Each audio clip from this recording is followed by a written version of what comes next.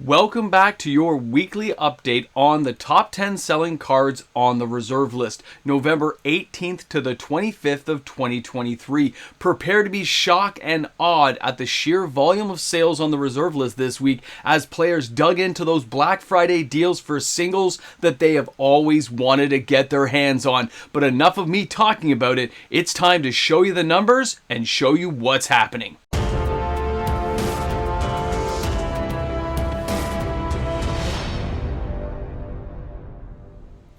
The numbers are big.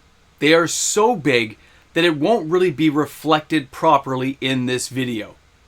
Welcome back, everyone. MTG Moxman here, and thanks again for hanging out with me on the channel today. If you're new to the channel and you enjoy today's content, don't forget to like and subscribe to the channel. We are only about 170 subscribers away from reaching our goal of 20,000 subscribers. I appreciate everyone who takes the time to hit that subscribe button. So what's been happening is Black Friday. Black Friday bought in a whole mass of money as players took advantage of Black Friday deals, 10%, 5% coupons, 25% off. Wherever they could find deals on reserve list cards, players decided to dig in their heels and spend the money. Whereas yesterday's video, we know not a lot of sealed product was moving anywhere in the market space, but a lot of singles cards were being hit up. This dwarfs that by a huge margin. You have to understand, guys, anyone who collects reserve list cards, there's multiple reasons why they do it. Speculation, just attraction to certain cards. But I couldn't even reflect on all the cards I wanted to share with you because the numbers are so high. Now, what I mean by that, we're not talking thousands of copies of cards, of course, but there were so many cards that were 40 or 50 copies that I wish I could have added them to the video, and not all those cards are going to make it here.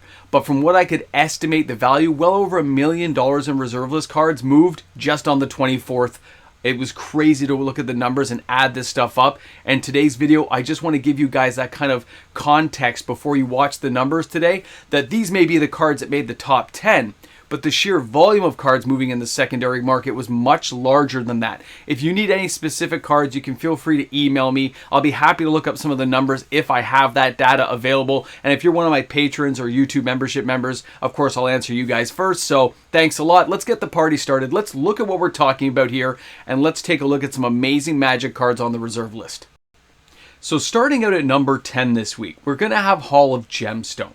Now, when we actually look at the sales figures for this particular card, and you recognize it's only a $10 reserve list card, 72 copies does seem like only $720, Moxman. That's a ridiculously low amount of volume, but it's not, because it's still 72 sales. I could have put up 54 if I wanted to put out the Wheel of Fortune and tell you that that sold $23,000 worth of volume, but it's not the same as the actual number of cards sold. So I do go by the sheer volume, and a video like this, when you start describing the cards and the context of the value, it's insane. Don't forget, Hall of Gemstones at one point was like a $50 card at the height of what we saw as the buyouts in 2021. This card's gotten a lot cheaper. But when we jump down now here to number 9, and you see Yavimaya Hollow. This card from Urza's Destiny saw itself on the reserve list last week on our top 10, and it's hanging in there at number 9 with 73 sales. Of course, that's $4,620. That's only like one Moxen if you really look at it in terms of that way. But these are cards that obviously players want to buy. They're looking at these cards and saying, I want to get myself this card. And why would they want to buy it? Well, it's played in multiple commander decks. It finds its homes in Vintage and Legacy. And of course, being able to regenerate a creature, it doesn't come into play tap, still gives you colorless mana. It has a lot of versatility that players like to exploit. And with the new builds we have nowadays, some players just like some variety inside their decks and the possibility of cards also having future uses in other constructions that haven't even happened. Now, number 8 this week. This is Volroth Stronghold, of course, one of the amazing legendary lands I commented early on my channel. 77 sales this week, $5,852 in sales. You can still find this on TCG Player for somewhere around $72 US, depending on the version you're looking for. But what I'm talking about when I look at this card is, again, I don't find this card even as good as other land cards we've seen. It's amazing. I love the card. But of course, you've got to have black mana in your deck or finding a way of generating black mana to really make this work. Just like Yavimaya Hollow, you got to have a green mana. So those lands, although they're amazing, they do get used in particular builds in Commander, and that does limit some of their play use, but still phenomenal cards for players to own, especially at the price points and savings. Our next card here is a dual land, and this is Badlands from Revised. Now, Revised had a print run of 600 million plus cards, so there's tons of Revised dual lands out there, but the price point still being $375 a copy for near mint means they don't get sold as often as they normally would if it was a more affordable card. But with Black Friday, 10% off, 20% off, depending on what condition you're buying, 78 sales is pretty respectable. That's $29,250 of sales volume. This card sold very well, and it's not the only dual land on the list this week. When you're looking at dual lands, almost every player who's new was going to go after the revised copies. They're not going to hang in there. Now, when we're taking a look at our next one, here is Tropical Island, guys. Another revised dual land, and of course, massive sales. 81 sales this week. Total sales volume of $37,665. I want you to compare that to yesterday's top 10, where you look at the Roaming Throne, and you realize it only took 81 copies to beat out anything that Roaming Throne could generate. This is crazy volumes of value, and of course, there are cards like Underground Sea that's not on the list, but it still sold 41 copies. It still had itself around $40,000 in sales volumes. But of course, Tropical Island had more, so it's higher on the list. And some of these cards just got cut off because they couldn't make the cut based on the volume sold. It's a phenomenal thing, though, that almost no low-end cards made the list this week. We have one exception, and it's our next card, all right? We are now taking a look at Soldevi Excavations. This is a card of the channel. This is my personal favorite, of course. And when we take a look at this card, you can see 82 sales does make the cut. Only $1,138 in volume, though. This card has gone down so far that even when players buy it, it doesn't really get propped up anymore. It would take a massive strategic buyout, probably spending around $3,000 or $4,000 hitting TCG, eBay, and just kind of knocking it out of the ballpark to make this card get moved in the market space. So because of that, it's an affordable card that still sees a lot of play in Commander. Don't forget that, guys. Being able to scry is always a good thing in your builds when you need to find the right card, and Soldevi Excavations does get the job done. Now let's go ahead and take a look at the number 4 card this week. As you guys can see, these sales volumes are massive, and yes, Plateau Revised Edition, another dual land, making the cut this week. Average price is $327, but with 87 sales this week, we're talking $28,000 in actual sales volume. This is just all because of Black Friday, guys. As much as I'd like to say it's, oh, this is because the card is so sought after. It is. It is a sought after. All the dual lands are sought after, and people want to play with them, they want to enjoy them, but they can't afford them in most cases.